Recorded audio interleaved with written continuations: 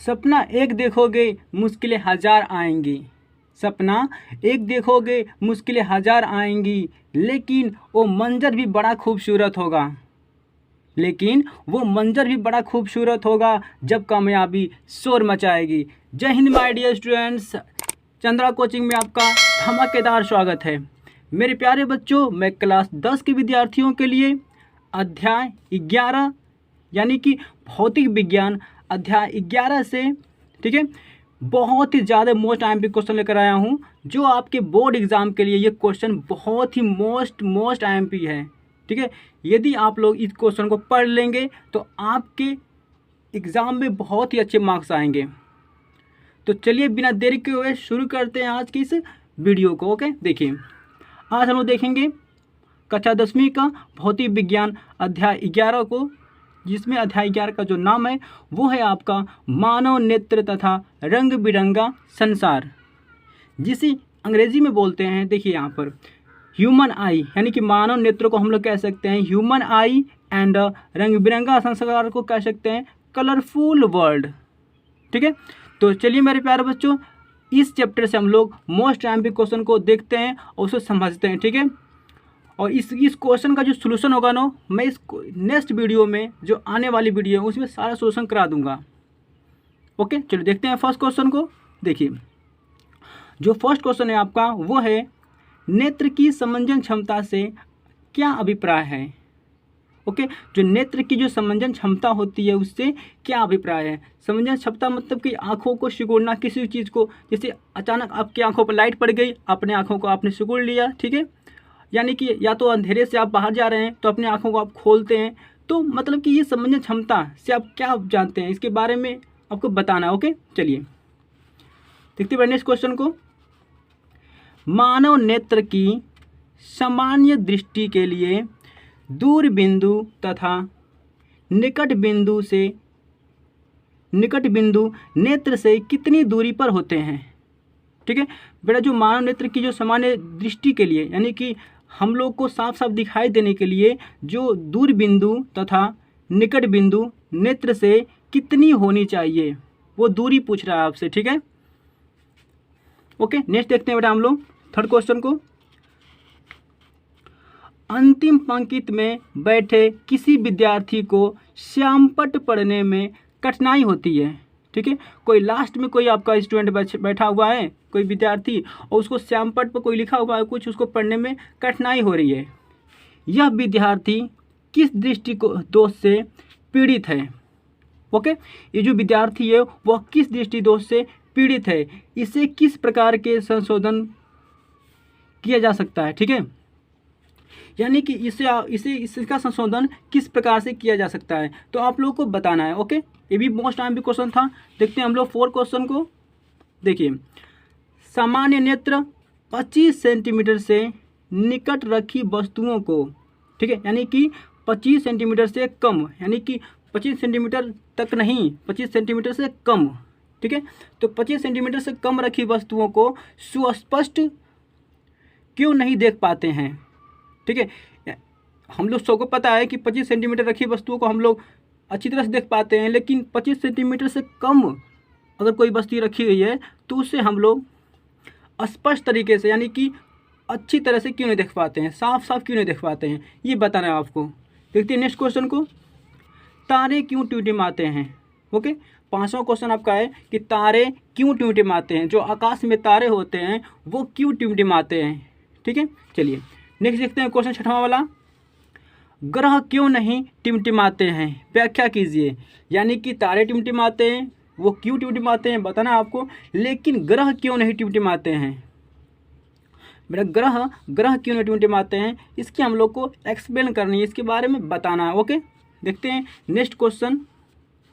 किसी अंतरिक्ष यात्री को आकाश नीले की अपेक्षा काला क्यों दिखाई देता है।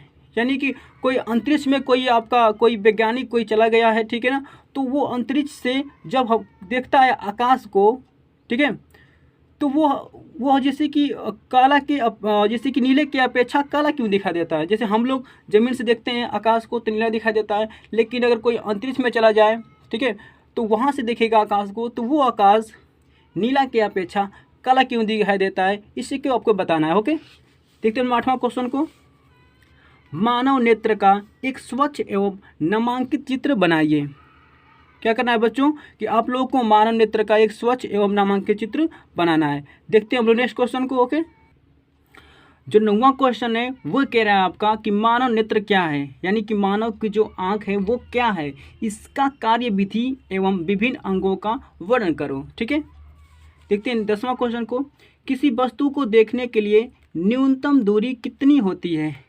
पीछे जस्ट अभी बताया आप लोगों को ना, तो ध्यान दीजिएगा कि किसी वस्तु को देखने के लिए न्यूनतम दूरी कितनी होनी चाहिए, किसी वस्तु को स्पष्ट देखने के लिए। ओके, चलिए देखते हैं 11वां क्वेश्चन को कि मोतियाबिंद क्या है, इसे कैसे दूर किया जा सकता है। ठीक है, यानी कि इसे कैसे दूर किया जाता है। नेक्स्ट देखते हैं क्वेश्चन, दृष्टि दोष क्या है, यह कितने प्रकार के होते हैं। फिर नेक्स्ट क्वेश्चन देखते हैं 13वां क्वेश्चन, निकट दृष्टि दोष मायोपिया, जिसे देखिए निकट दृष्टि दोष को ना मायोपिया भी कहते हैं, वैज्ञानिक लैंग्वेज में इसे मायोपिया भी कहते हैं। तो कह रहा है कि निकट दृष्टि दोष किस प्रकार का दृष्टि दोष है, इसे कैसे दूर किया जाता है। ओके, बताना है आपको। देखते हैं बेटा हम लोग 14वां क्वेश्चन को। दूर यानी कि दूर यानी कि दीर्घ, दीर्घ यानी कि दूर कहिए चाहे दीर्घ कहिए, दोनों बात एकदम एक ही आपकी है। ठीक है, तो दीर्घ दृष्टि दोष यानी कि जिसे अंग्रेजी में जिसे मतलब कि साइंटिफिक लैंग्वेज में बोल सकते हैं हाइपर मायोपिया।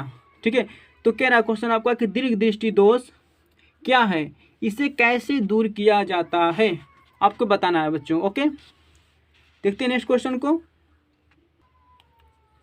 बेटा 15वां क्वेश्चन है, जरा दूरदृष्टिता क्या है, यानी कि क्वेश्चन कह रहा है आपका कि जरा दूरदृष्टिता क्या है, इस दोष के कारण बताना है आपको, इसे कैसे दूर किया जाता है। ओके, चलिए देखते हैं मेरा 16वां क्वेश्चन, द्विफोकसी लेंस का उपयोग नेत्र के किस दोष के लिए उपयोग किया जाता है। ओके, यानी कि क्वेश्चन कह रहा है बेटा आपका कि द्विफोकसी लेंस, ठीक है, जो द्विफोकसी जो लेंस होते हैं ना बेटा, तो द्विफोकसी लेंस का उपयोग नेत्र के किस दोष के लिए किया जाता है, यानी कि आपको निकट दृष्टि दोष है कि आपको दूर दृष्टि दोष है, किस दोष के लिए इसका प्रयोग किया जाता है। ओके, हम लोग देखेंगे इंद्रधनुष, यानी कि बेटा 17वां जो क्वेश्चन आपका है ना वो कह रहा है कि इंद्रधनुष कैसे बनता है, यानी कि आपको बताना है कि इंद्रधनुष कैसे बनता है। ओके, चलिए बेटा नेक्स्ट क्वेश्चन देखते हैं 18वां आपका। देखिए 18वां जो क्वेश्चन है ना, सूर्योदय होने के पहले एवं सूर्यास्त होने के बाद भी हमें सूर्य क्यों दिखाई देता है, यानी कि जब कभी आप लोग देखते हैं कि जब सूर्य कभी कभी निकलता है, ठीक है, तो सूर्योदय होने के पहले एवं सूर्यास्त होने के बाद, यानी कि सूर्य होने यानी कि जब हम लोग का सूर्य निकलता है मॉर्निंग टाइम, ठीक है, तो भी हम लोग को हल्का हल्का सूर्य दिखाई देता है, एवं सूर्यास्त जब हमारा सूर्य डूबता है तो भी हम लोग को सूर्य दिखाई देता है। तो ये पूछ रहा है ऐसा क्यों होता है। ठीक है, तो बताना है आपको। देखिए 19वां क्वेश्चन आपका है, आकाश का रंग नीला दिखाई देता है क्यों, इसका रीज़न बताना है आप लोगों को कि आकाश नीला क्यों दिखाई देता है। ओके बच्चों, देखते हैं हम लोग 20वां क्वेश्चन को। 20वां क्वेश्चन भी आपके लिए बहुत इंपॉर्टेंट है। ओके, देखिए रेटिना पर बनने वाले प्रतिबिंब की प्रकृति क्या होती है, यानी कि कोई प्रतिबिंब एकदम रेटिना बन रहा है पूरा, ठीक है, तो जो बेटा आँखों की जो मतलब जो रेटिना होती है ना, तो वही कह रहा है क्वेश्चन आपका कि रेटिना पर बनने वाले प्रतिबिंब की प्रकृति कैसी होती है, वो प्रतिबिंब कैसा बनेगा, आभासी सीधा बनेगा कि वास्तविक उल्टा बनेगा, ये बताना आपको। ठीक है, देखते हैं हम लोग 21वां क्वेश्चन को। देखिए बच्चों, क्या होता है जब प्रकाश की किरण प्रिज्म से गुजारती है। ठीक है, चित्र द्वारा समझाइए, यानी कि पूछ रहा है क्वेश्चन आपसे कि क्या होता है जब प्रकाश की किरण प्रिज्म से गुजरती है। ओके, चलिए देखते हैं बड़ा क्वेश्चन आपका 22वां, वर्षा होने के बाद ही आकाश में इंद्रधनुष क्यों दिखाई देता है, यानी क्वेश्चन बेटा कह रहा है आपका कि वर्षा होने के बाद ही, ठीक है ना, यानी कि वर्षा होते समय हम लोग इंद्रधनुष नहीं दिखाई देता है, लेकिन जब वर्षा हो जाता है, वर्षा मतलब कि बरसात हो रही है, बरसात बंद हो गई, तो इंद्रधनुष बनता है आपका। तो वही पूछ रहा है आपसे कि वर्षा होने के बाद, ठीक है, इंद्रधनुष क्यों दिखाई देता है, इसके रीज़न आपको बताना है। ठीक है, देखते हैं नेक्स्ट क्वेश्चन, टिंडल प्रभाव क्या है। बेटा इस वीडियो का ये क्वेश्चन लास्ट है और बहुत ही मोस्ट IMP है। ठीक है, तो मेरे प्यारे बच्चों, टिंडल प्रभाव क्या है इसको आप लोग अच्छी तरह से पढ़ लीजिएगा। यदि हमारी वीडियो आपको अच्छी लगी हो तो जल्द से जल्द हमारे चैनल को सब्सक्राइब कर लीजिए, ठीक है, और बेल आइकन को दबाना बिल्कुल मत भूलिएगा। मिलते हैं नेक्स्ट वीडियो में आपसे। Thank you.